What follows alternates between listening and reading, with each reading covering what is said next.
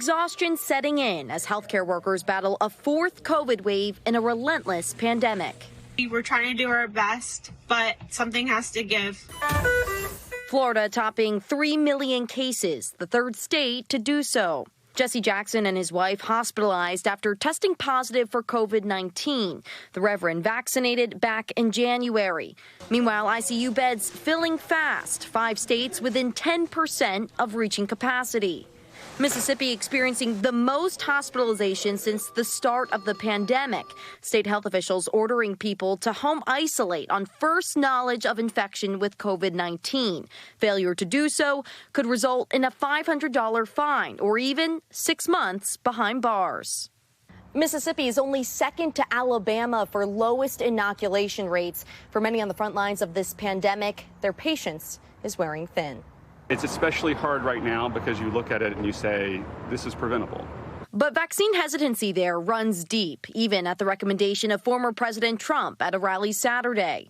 I recommend take the vaccines. I did it. It's good. Take the vaccines. But no, that's okay. Still, vaccination rates nationwide are ticking up, a trend that could see another boost by the FDA's first full approval of a vaccine. Full approval by the FDA would mean that some of the things that have been holding people back from getting vaccinated will hopefully be reduced or removed.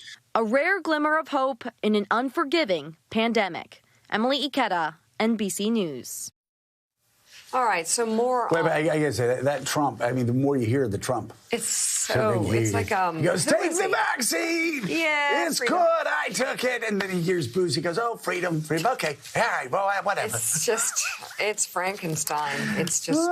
You mean he created a monster? He created a monster, and now he can't even control it. Yeah, but that's take the vaccine.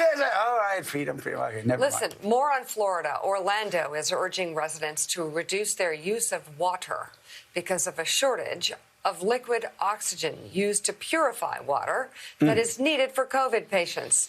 The city said that if commercial and residential customers are unable to reduce water usage quickly, the Orlando Utilities Commission may issue a system-wide alert to boil water needed for drinking and cooking.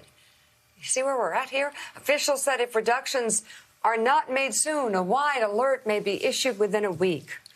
Orlando Mayor Buddy Dreier is asking residents to stop watering their lawns, washing their cars, and using pressure washers for the time being. Also in Florida, another development in the battle over school mask mandates. The state's Department of Education issued a warning to defiant school districts saying reverse universal mask mandates for students or face immediate financial punishment. On Friday, a letter was sent to 2 school districts saying if they don't comply within 48 hours, the department will begin the process of withholding salaries for all school board members who approved the mandates.